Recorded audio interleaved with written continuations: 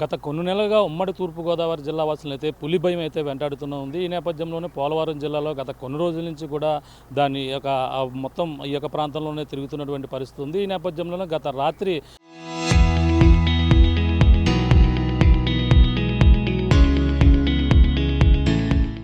మొత్తం ఒకటి కాదు, రెండు కాదు, ఏకంగా 13 ఈ యొక్క ఆవులు దూడలపై దాడి చేసినటువంటి పెద్ద పులి అయితే ప్రస్తుతం ఈ యొక్క ప్రాంతంలోనే సంచరిస్తుంది. ప్రస్తుతం దాన్ని పట్టుకునేందుకు అటవీశాఖ అధికారులు అయితే బృందాలుగా ఇప్పటికే ఇక్కడికైతే చేరుకున్నటువంటి పరిస్థితి ఉంది. ప్రస్తుతం ఇక్కడ ఉన్నటువంటి ఇన్ఛార్జ్ డిఎఫ్ఓ అలాగే రామచంద్ర గారు ఉన్నారు. మరిన్ని విషయాలు తెలుసుకునే ప్రయత్నం చేద్దాం. సార్ చెప్పండి, ఈ పులి గత కొన్ని రోజులుగా కాకినాడ జిల్లా కావచ్చు, ఈ ఉమ్మడి తూర్పుగోదావరి జిల్లాలో తిరుగుతుంది. ఇప్పుడు మళ్ళీ ఈ పోలవరం జిల్లాలో దాని కదలికలు ఎలా ఉన్నాయి?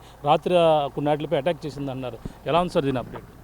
అంటే ఈ టైగర్ మూమెంట్ని చూస్తే గత కొన్ని నెలల నుంచి ఏదైతే రంపచోడవరం నుంచి అంటే పోలవరం జిల్లా నుంచి కాకినాడ, మళ్ళీ తిరిగి పోలవరం జిల్లా, ఆ తర్వాత ఈస్ట్ గోదావరి జిల్లా, మళ్ళీ ఏలూరు జిల్లా వెళ్ళిన దారిలోనే రిపీటెడ్గా వెళ్తుంది. అంటే దాని టెరిటరీని మార్క్ చేసుకునే ద్వారంలో వెళ్తుంది.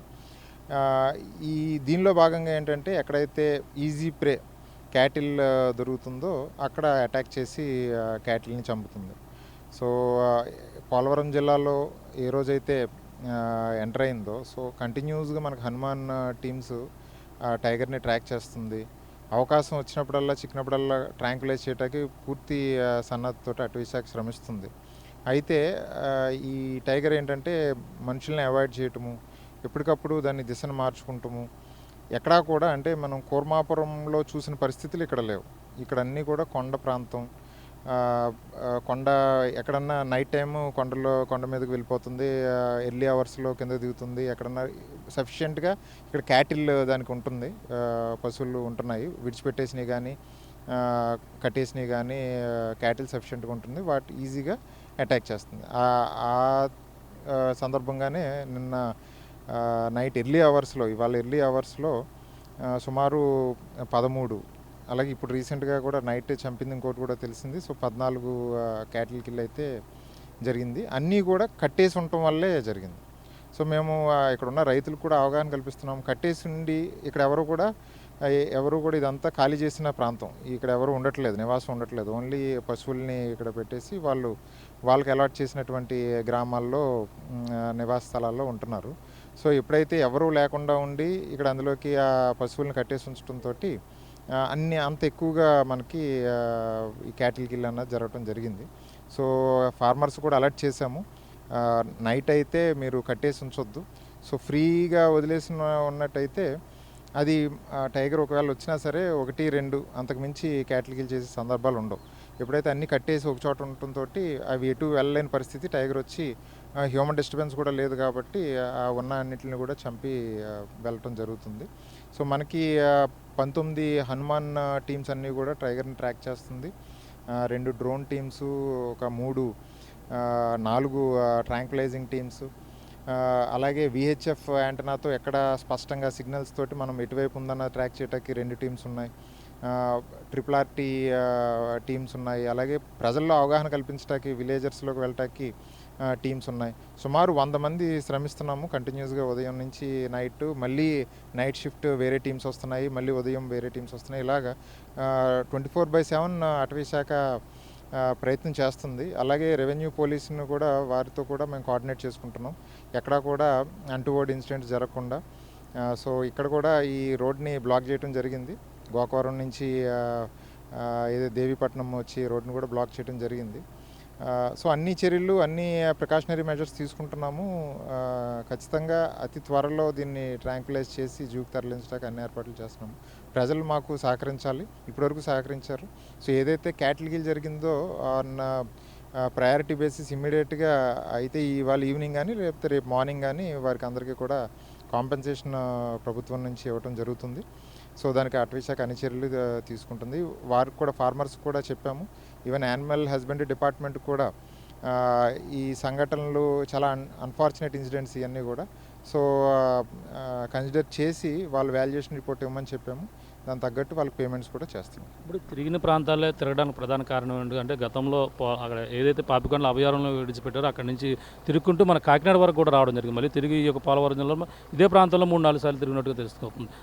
అంటే దీనికి అనుకూలంగా ఉందనుకోవచ్చా, లేదంటే దాని యొక్క గమ్యం వెళ్ళే ప్రయాణం తెలియక?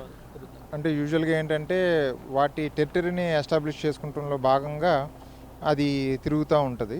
సో ఆ విధంగానే మనం చూడాలి. ఈ ఎస్టాబ్లిష్ చేసుకునే భాగంలో ఏంటంటే దానికి ఈజీగా క్యాటిల్ ప్రేగా ఆహారం కూడా దొరకటంతో ఇది ఇక్కడ ఎక్కువ తిరగటము టెరిటరీని ఎస్టాబ్లిష్ చేసుకుంటాము. అట్ ది సేమ్ టైం క్యాటిల్కి కూడా జరుగుతుంది. అంటే ప్రధానంగా ఇప్పటికే పైనుంచి ఎటువంటి ఆదేశాలు రావడం, ఉప ముఖ్యమంత్రి పవన్ కళ్యాణ్ గారు అటవీ శాఖ ఇటీవల కూడా అందరూ కూడా జాగ్రత్తగా ఉండమని కూడా ఆయన అలర్ట్ చేయడం జరిగింది. దీంతో అధికారులు మరి ఏ విధంగా అప్పుడు చేసినటువంటి ఆపరేషన్ కాకుండా ఇప్పుడు ఇంకా కొత్తగా ఏమైనా చేస్తారు? సో ఖచ్చితంగా మనకు స్పష్టమైన ఆదేశాలు గౌరవ ఉప ముఖ్యమంత్రి వర్యులు ఇచ్చారు. సో మనకు అన్ని పర్మిషన్లు ఉన్నాయి. సో ట్రాంక్యులైజ్ చేయడానికి ఏదైతే ఎన్టీసీఏ గైడ్లైన్స్ ఉన్నాయో ఆ గైడ్లైన్స్ ప్రకారం అన్ని పర్మిషన్స్ కూడా వచ్చున్నాయి.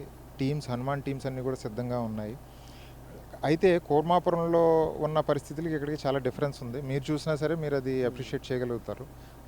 కోర్మాపురంలో ఏంటంటే ఒక ప్లేస్కి వచ్చి అది పూర్తిగా సరౌండెడ్ బై హ్యూమన్ హ్యాబిటేషన్స్. పూర్తిగా మనం అక్కడ సిచ్యువేషన్ని మనం కంట్రోల్లోకి తీసుకుంటానికి అవకాశం ఉంది. ఇక్కడ చూస్తే హిల్లాక్స్ ఉన్నాయి.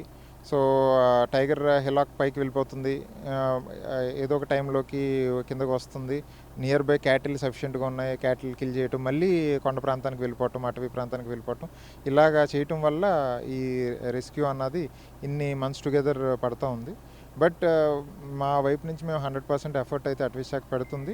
సో అతి తొందరలోనే ఈ పులిని బంధించి జూకి తరలించడం జరుగుతుంది. గత 5 నెలలు దాదాపుగా 4 నెలలు అవుతుంది అనుకో. దాని ఆరోగ్య పరిస్థితి ఇప్పుడు ఎలా ఉండే అవకాశం ఉందంటారు? అంటే గత కొన్నాళ్ళ నుంచి అలజడి లేదు, ఇప్పుడే అటాక్ ఒక్కసారిగా రావడం జరిగింది. దాని ఫుడ్ అన్నీ కూడా అనుకూలంగా తీసుకుంటుంది అనుకోవచ్చా, ఒకేసారి దొరకడంతో ఇన్నాటిపై అటాక్ చేసింది అనుకోవచ్చా? సహజ సిద్ధంగానే ఫుడ్ అన్నది ఏదైతే ప్రే ఉందో టైగర్ నార్మల్ బేసిక్ ఇన్స్టింక్ట్స్ ఏదైతున్నాయో వాటి ప్రకారమే నడుస్తుంది. పూర్తి హెల్దీగా ఉంది. సో టైగర్ ఆరోగ్యం పట్ల ఏ విధమైన ఆలోచన లేదు, హెల్దీగానే ఉంది. ఓన్లీ అన్ఫార్చునేట్ థింగ్ ఏంటంటే క్యాటిల్ కిల్స్ జరుగుతున్నాయి. అది రైతులకి అది చాలా నష్టం చేకూరుతుంది. సో అటవీ శాఖ అన్ని చర్యలు తీసుకుంటుంది. అతి త్వరలో టైగర్ని ట్రాంక్యులైజ్ చేసి తీసుకెళ్ళడం జరుగుతుంది. ప్రజల్లో కొంచెం అనుమానం ఉందంటే ఇది గత కొన్నాళ్ళ నుంచి కూడా ఉంది కానీ తిరుగుతుంది కానీ పట్టుకోరు. అది దాని యొక్క ప్రాంతం అటవీ ప్రాంతం కాబట్టి తిరగడానికి అనుకూలం ఉంది కాబట్టి అని అంటున్నారు. దాన్ని పట్టుకునే అవకాశాలు ఉండవు అంటున్నారు. అంటే గతంలో కూడా ఫిమేల్ టైగర్ కోసం కూడా దానికి అవకాశం కల్పించే విధంగా ఏర్పాటు కూడా చేస్తాను ప్రచారం కూడా జరిగింది. ఇవన్నీ కూడా చూస్తే ఎలా అనుకోవచ్చు?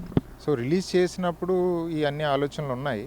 బట్ వన్స్ ఇది ఏదైతే నేషనల్ పార్క్లోంచి బయటకు వచ్చేసి హ్యూమన్ హ్యాబిటేషన్స్ వచ్చిందో ఇప్పుడు మా పూర్తి ఫోకస్ అంతా కూడా దాన్ని ట్రాంక్యులైజ్ చేసి బంధించి జూకి తీసుకెళ్ళటం. ఇందులో వేరే ఆలోచనలు ఏం లేవు. ప్రజలకు కానీ ఈ క్యాటిల్కి కానీ ఏ విధమైన హాని జరగకూడదు. సో అందుకనే మేము అందరం కూడా కంటిన్యూస్గా శ్రమిస్తున్నాం. ప్రజల్ని నేను రిక్వెస్ట్ చేసేది ఏంటంటే అటవీ శాఖకి సపోర్ట్ చేసి మాకు సహకరిస్తే అతి త్వరలో ఈ ఆపరేషన్ అన్నది కంప్లీట్ అవుతుంది. దానికి అమర్చిన రేడియో కాలర్ ఏదైతే అది పూర్తిగా పని చేయకపోవడం వల్ల అది ఎక్కడ ఉందో కూడా తెలియలేదని కూడా ప్రచారం జరుగుతుందండి. అది ఎంత అపోహ అనుకోవచ్చు? అది అవాస్తవం అండి. అది చాలా పర్ఫెక్ట్గా పనిచేస్తుంది. మనకి ఎప్పటికప్పుడు అప్డేట్స్ వస్తున్నాయి. దానివల్ల ఇంకా మేము ఎఫిషియెంట్గా పనిచేయగలుగుతున్నాము. ఎగ్జాక్ట్గా ఏ విలేజెస్ దగ్గరికి రావచ్చు అన్నది ముందుగా అలర్ట్ చేస్తున్నాం. ఇప్పుడు ఇక్కడ కూడా చూసుకున్నా సరే మనం నైటే ఈ విలేజర్స్ని అందరినీ కూడా అలర్ట్ చేయడం జరిగింది. సో వారు కూడా అది అక్నాలెడ్జ్ చేశారు. ఫార్మర్స్ కూడా మాకు నైట్ వచ్చి అటవీ సిబ్బంది చెప్పారు. కాకపోతే మేము మాకు ఇంక వేరే చోటు లేదు, ఇక్కడ నుంచి తీసుకెళ్ళి ఇంకో ప్లేస్కి తీసుకెళ్ళడానికి మాకు చోటు లేదు, సో ఇక్కడే ఉంచేసాము అన్నది వారు కూడా చెప్తున్నారు. సో ఏదైతే రేడియో కాలర్ ఉందో అది పర్ఫెక్ట్గా వర్క్ చేస్తుంది. విహెచ్ఎఫ్ ఫెసిలిటీ యాంటెనా కూడా పర్ఫెక్ట్గా వర్క్ చేస్తుంది. అన్ని టీమ్స్ ఎక్విప్మెంట్ అన్నీ సిద్ధంగా ఉన్నాయి. We're waiting for a perfect opportunity. So as and when మనకి ఎప్పుడైతే వస్తుందో ఖచ్చితంగా దీన్ని ట్రాంక్యులైజ్ చేస్తాం. Thank you sir. ఇది పరిస్థితి. ప్రస్తుతం అయితే పులి కోసం అయితే ఆపరేషన్ అయితే కొనసాగుతుంది. ఏదైతే గత కొన్నాళ్ళ నుంచి కూడా అలజడి లేనటువంటి పెద్ద పులి ఒక్కసారిగా రాత్రి దాదాపుగా ఒకటి కాదు ఏకంగా 13 పశువులపై అటాక్ చేసినటువంటి పరిస్థితి ఉంది. ఈ నేపథ్యంలోనే ఇప్పుడు ఫారెస్ట్ అధికారులు ఏదైతే దేవీపట్నం మండలం ఈ ప్రధానంగా చూసుకుంటే గంగంపాలెం ఇక గ్రామంలో చేరుకున్నారు. ఇక్కడే మొత్తం ఇప్పటికే రెస్క్యూ టీంలు ఉన్నాయి, హనుమాన్ బృందాలు కూడా పనిచేస్తున్నాయి. పక్కన డ్రోన్ బృందాలతో పాటు అలాగే నిరంతరం కూడా పులి కదలికను రేడియో కాలర్ ద్వారా కూడా ఎప్పటికప్పుడు గమనిస్తున్నటువంటి పరిస్థితి అయితే కనపడుతుంది. ఈ నేపథ్యంలో పులిని పట్టుకునేందుకు దాదాపుగా 100 మంది సిబ్బంది అయితే పనిచేస్తున్నటువంటి పరిస్థితి ఉన్నారు. ఏదేమైనా ఈ యొక్క ప్రాంతంలో తిరుగుతున్న పులి ఆ యొక్క ఏదైతే పట్టుకునేందుకు కొంచెం అనుకూలత అంటే ప్రధానంగా చూసుకుంటే అడవి ప్రాంతం, మరో పక్కన దాన్ని ట్రాంక్లైజ్ చేసిన కొన్ని నిమిషాల్లోనే దాన్ని లిఫ్ట్ చేయవలసిన అవసరం ఉంటుంది. ఈ నేపథ్యంలోనే అటువంటి సౌకర్యం లేకపోవడంతోనే దాన్ని పట్టుకునేందుకు ఇబ్బందికర పరిస్థితులు ఉన్నాయి. ఏదేమైనా ఇప్పుడు ప్రజలు భయభ్రాంతులకు గురవుతున్నారు కాబట్టి దాన్ని పట్టుకునేందుకు కూడా అన్ని విధాలు కూడా ప్రయత్నాలు జరుగుతున్నాయని కూడా చెప్తున్నారు. ఇప్పటికే దానికి సంబంధించిన ఏదైతే నేషనల్ టైగర్ అథారిటీకి సంబంధించిన గైడ్లైన్స్ కూడా రావడం జరిగింది. ఆ గైడ్లైన్స్ ప్రకారం కూడా పులిని పట్టుకునేందుకు కూడా అన్ని విధాలు కూడా ప్రయత్నం చేస్తున్నామని అలాగే డిఎఫ్ఓ రామచంద్ర గారు చెప్తున్న పరిస్థితి ప్రధానంగా ఉందని చెప్పాలి. ఇది కూడా తాజా పరిస్థితి. కెమెరాతో ప్రకాష్, ఆర్టీవీ, దేవీపట్నం మండలం నుంచి.